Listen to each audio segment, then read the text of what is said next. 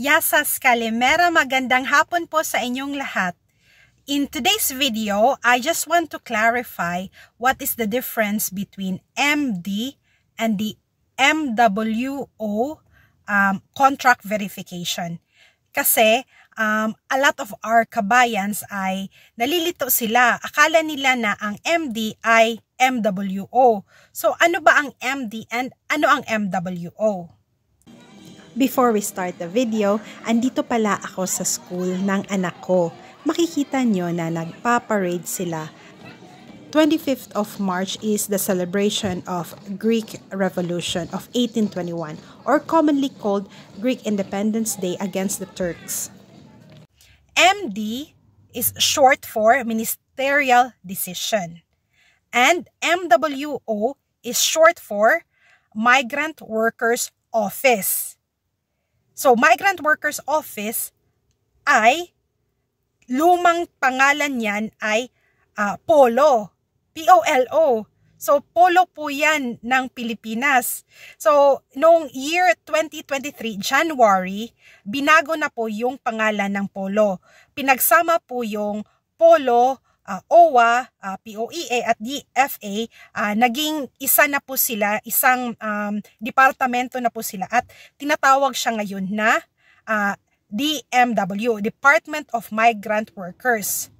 So, yung specific na Migrant Workers Office ay yun po ang departamento ng Pilipinas na nag-aasikaso sa ating mga OFW.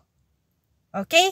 Pilipinas po na gobyerno itong Migrant Workers Office or MWO. Hindi siya Greece na government. Okay? So, yung MW office na nasa Athens, even though na nasa Athens siya, ay under siya ng Philippine government or under siya ng Philippine Embassy sa Athens, Greece.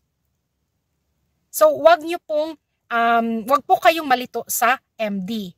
Kasi ang MD, Ministerial Decision, ay gobyerno ng Greece or Greek municipality na lang ang tawagin natin.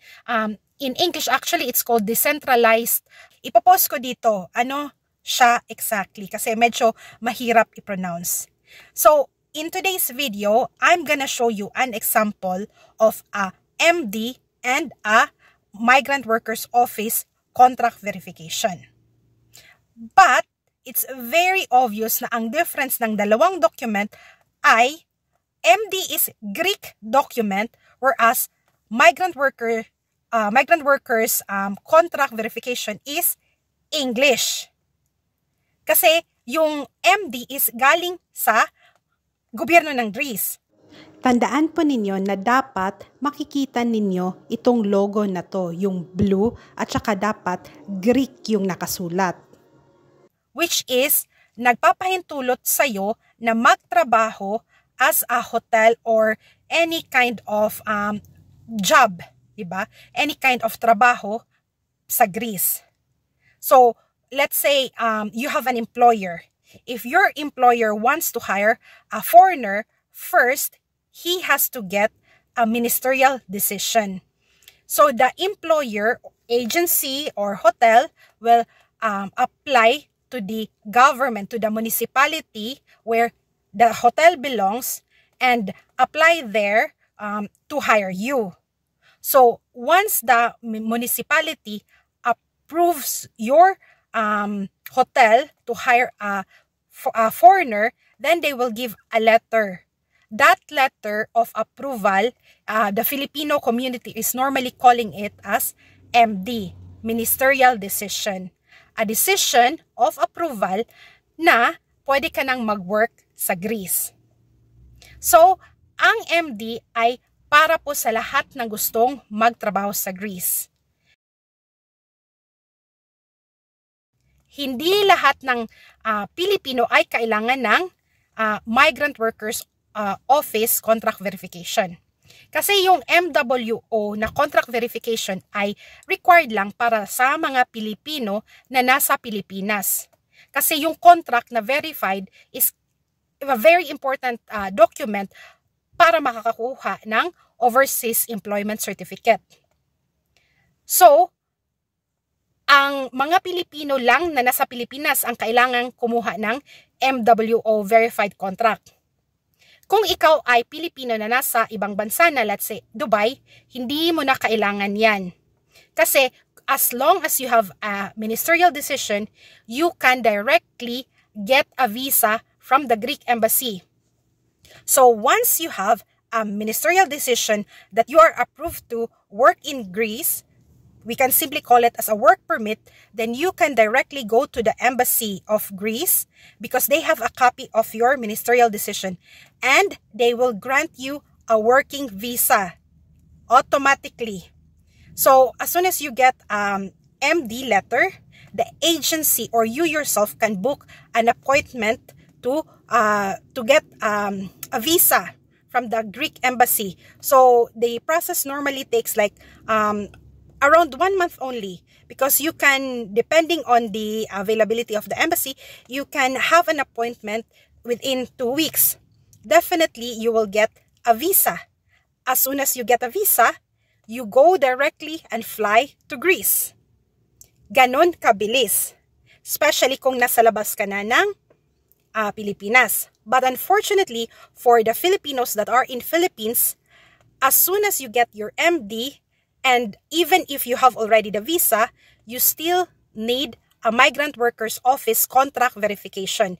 Kahit meron ka ng visa, hindi ka makakapunta ng Greece kung wala kang verified contract. Kasi hindi ka makakaalis sa airport kung wala kang OAC or Overseas Employment Certificate. So a main requirement for getting an Overseas Employment Certificate is a verified employment contract by the MWO. So I hope that I have cleared up what is the difference between MD and MWO and why MD has to be approved first before you can apply for a migrant workers office contract verification. So again, you have to get an approved ministerial decision first, and then your agency will then send your contract to the migrant workers office for verification.